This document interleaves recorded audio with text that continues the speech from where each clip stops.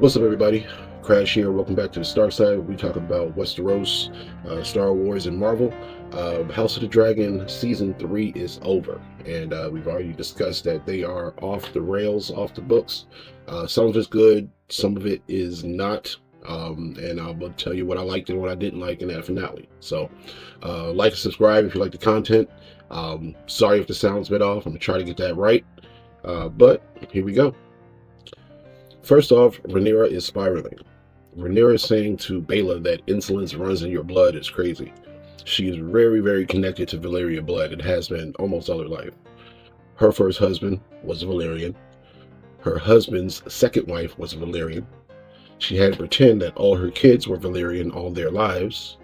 Of course, the hand of, her hand to the throne is a Valyrian.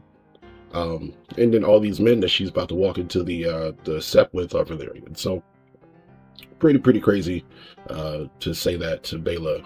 Even though Bela is kind of talking crazy to the queen herself, it's kind of warranted right now. Aegon slapping Aemond at Harrenhal.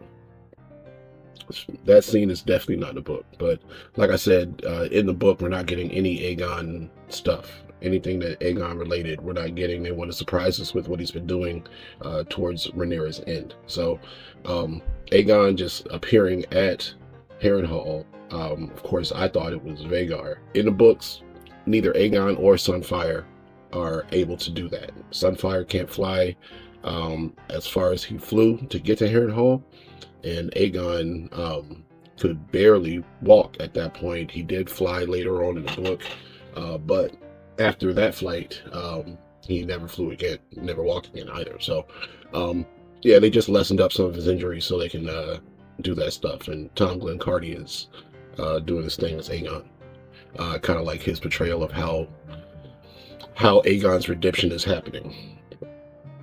However, when he gets there and slaps the shit out of his brother, he's less enthusiastic about his revenge.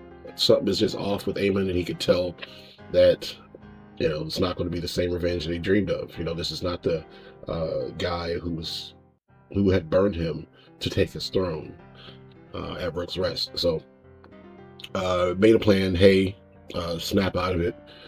There's stuff going on outside these walls, and if you help me get the throne back, I will forgive you for trying to kill me. That's what he says. But he does get to meet Alice, and Alice is kind of my favorite part of the episode. Not my favorite part, but one of my favorite parts of the episode because of what we find out. We finally find out that Alice is at least 150 years old. Saying that she's probably about between 20 and 30, right?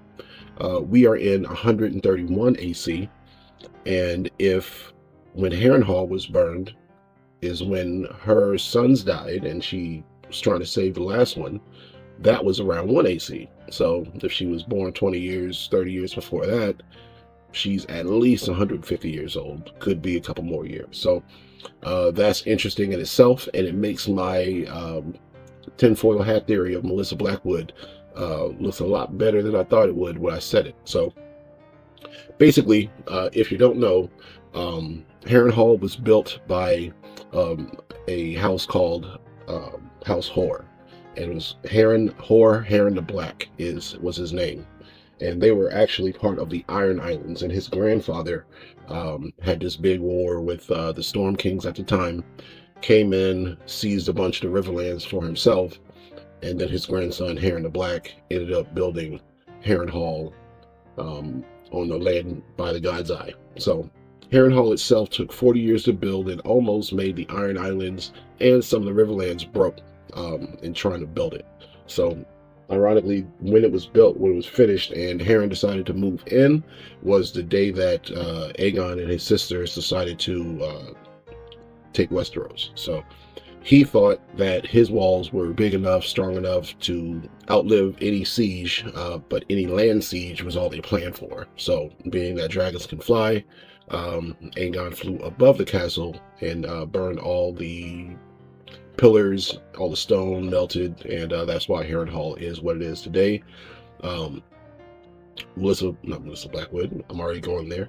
Alice Rivers, who was probably something Hor, wife of Harrenhal, at the time, was trying to save her last son, who was badly burned, but she ended up treating with people in the forest and taking part in all these rituals trying to save her son, and couldn't do it.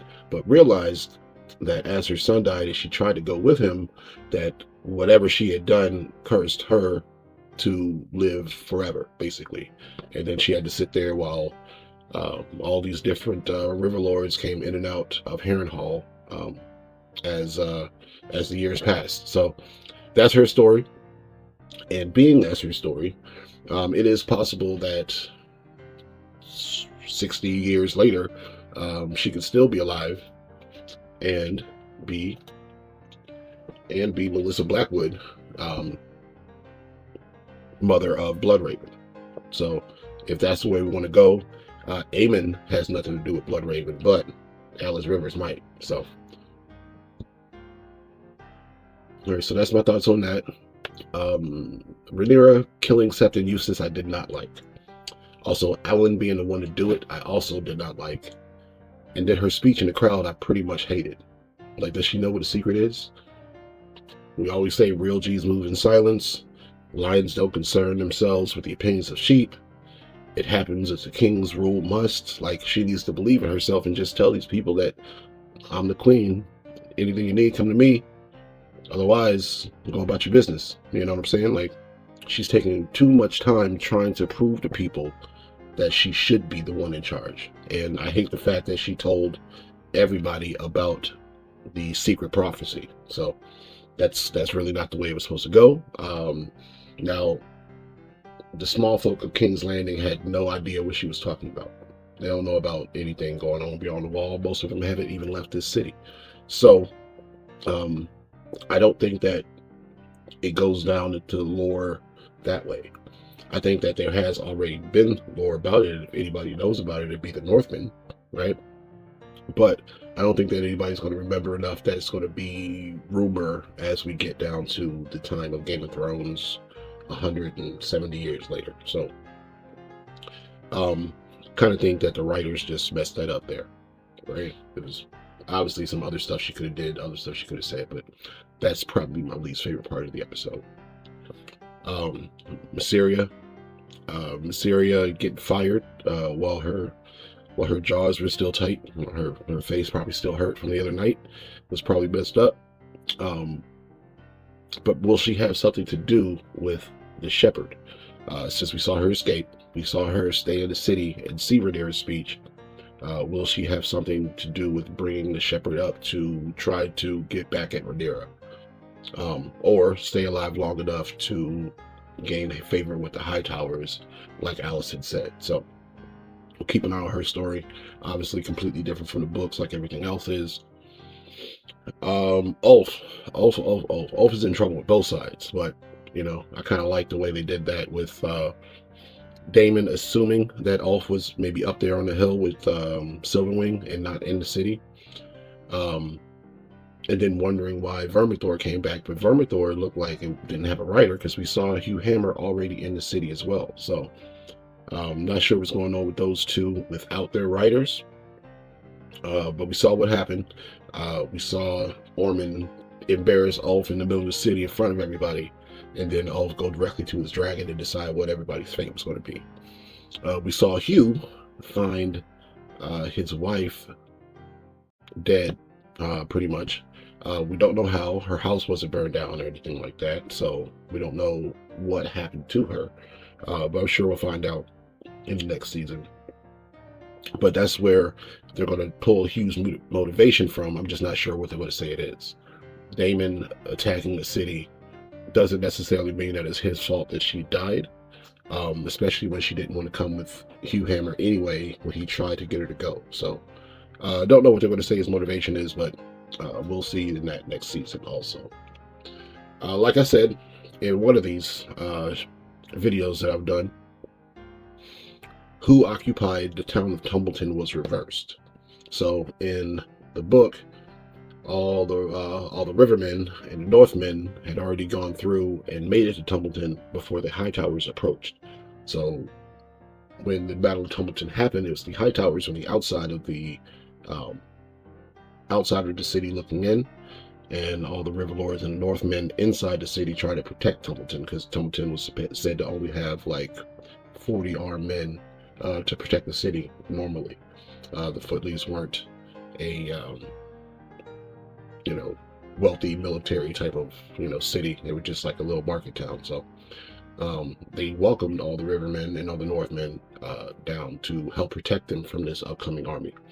But some people from Ormond's army snuck in with those people and were part of the chaos when everything did start to go down with the dragon seeds turning on the city. So in the show, what we see is Ulf burning the army out front, so doing what Ormond expected him to do first, and then turning the fire on the town where Ormond was anyway, like you can see him from that high up.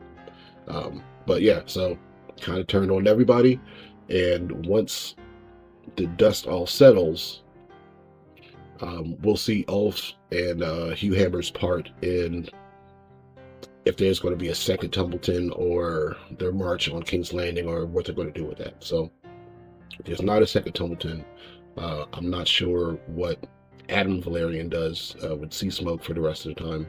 And we still need to see what happens to Darren, because he's who they tried to make king, and there's going to be some contention about that too. So they did give one of Cragen Stark's lines to Daemon about the war ending, saying that the war isn't over until all the traitors' heads are on a spike in front of the Red Keep, or something like that, in front of King's Landing, something like that. But that makes me afraid that they're not going to give full reign to what Cragen Stark is supposed to do at the end of this show. So being that they have so much to do, they might try to truncate all that stuff. So we'll see how that happens. A couple questions I have.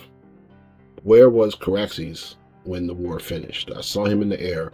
Silverwing was burning stuff. Caraxes was trying to burn Silverwing, and then Vermithor was behind Caraxes. So not sure what's going to happen there. So I'm not sure how Daemon is going to get back to King's Landing, or even if he will go to King's Landing. Maybe the next move for him is just to find Vhagar and Aemond. But we know that Aemond and Aegon are going to be doing something together next season, because they just discussed it. So I'm not really sure how that's going to unfold, because it's not looking like it's going to unfold like that in the book. So all we need to make sure of is that God's Eye fight between Aemond and Daemon still happens. If that doesn't happen, you're going to ruin the show for a lot of people. That's all. That's all I got to say. Most accurate thing in the show was Roddy Ruin killing Ormond. That whole fight was, obviously it happened outside of the walls in the books, not inside the walls. And Ormond's cousin stepped in between them, but while they were fighting, but Ruin lost an arm the same way, and still made it to Ormund Hightower to deliver his killing blow to him before he died. So, being that their deaths were with the same dragon fire, I thought was exciting and interesting way to take it, and probably one of my more favorite things about this episode. So it's looking like Vermithor just followed Silverwing in whatever it was doing, I think. So Ulf was on back of Silverwing. Hugh was still in the walls, and we saw Vermithor flying around, so we know that nobody was riding Vermithor, basically. So we can assume that if Vermithor did any burning, it was just because Silverwing was up there doing it also. So setting up for the next season, they're obviously going to be off book. This is going to be like Game of Thrones season 5 and 6 and 7, where they're kind of off book and they're just kind of doing what they want to do as they wrap it up. This should be the last season. I feel like if they really wanted to do it right, they could have a season 4 and a season 5. Right? That's how much material is left in the actual Dance of the Dragons, the way they've paced it out. But being that they only have one season, and being that it's probably only going to be 8 episodes, this is how I think they're going to end it out for us. So what I want to know is, what did Linda Maskey say to Rhaenyra at the end of the episode? 2 things I think it was either Your Grace, Helena jumped out the window, or Your Grace, everybody died at Tumbleton and the dragon seas turned on us, right? So I want to know, because I also want to know, why didn't Rhaenyra look out the window if she thought Helaena jumped out the window? She just looked at the tapestry, and I'm wondering what her reaction was to seeing the tapestry, because she saw herself on the Iron Throne, and did she think that that was vindication and verification that she should be there? Being that Helena's a dreamer, that's kind of like, or watching Memento and thinking that you understand the gist of it, you know?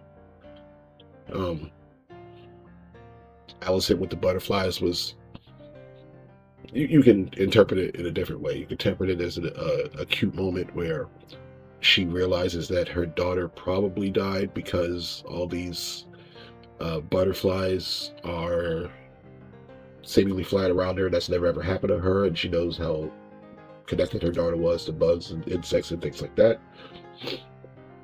Or you could take it as the writer, the showrunner, giving a middle finger to George R.R. Martin with his Toxic Butterflies post, when he said pretty much what he said about his September 2004 Beware the Butterflies post, where he questioned Maelor Targaryen being deleted from the show, and arguing that omitting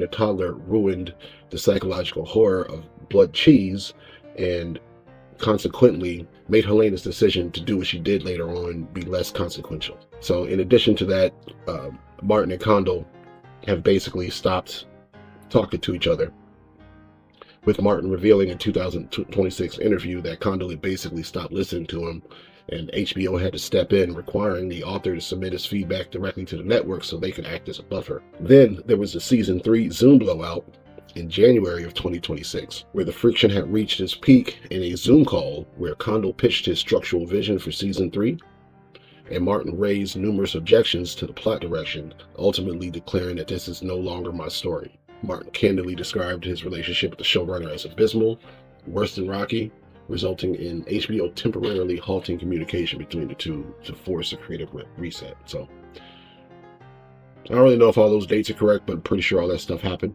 and that's kind of why we're here. So I'm not sure if the butterflies were a nod to Helaena Alicent or a middle finger to George R.R. Martin, but either way, that's kind of how the show ended. And one of the biggest questions I have, I think, is where are Rhaenyra's youngest kids, Aegon and Viserys? Because leaving them out of the entire season 3 with no character development or speaking of them at all is going to make for a jarring kind of return in season 4 if they do show up. And if they don't show up, now you've lost the fans again. So that's my question about that. I think they probably should have been brought up and talked about more, at least Aegon, because he's actually supposed to be with her right next to where Joffrey is, on this stage right here, or on this dais or platform or whatever you want to call it. He's supposed to be right here too. So the fact that he's not, I don't know if they're assuming that we assume that he and Viserys are together in Essos, or if they just want us to forget about these kids in general. But there was something, one of the after the gullet type of inside the episode thing said they didn't forget where these kids are supposed to be in this time in history. So hoping they prove that. But that's kind of what I think of where the season ended, and what we need to see in House of Dragon season 4. Not sure we're all going to get what we want, but that's kind of it is how it is, I guess. So I'll be waiting to see how it is, how it ends up. I think they've already started filming. Hopefully we get it sooner than 2028, but 2028 might be it. I know that next year we are getting A Night of the Seven Kingdoms. Hopefully that'll be something good to look forward to. In the meantime, there is still books that they're following there, and they're pretty loyal on that show over there to the source material. So see you guys then. Like I said, I do have more A Night of the Seven Kingdoms and House of Dragon, Game of Thrones universe stuff coming. I want to talk about the next couple of years after the Dance of Dragons, and a couple individual people here and there too. So Like and subscribe for more, and we will see you guys soon.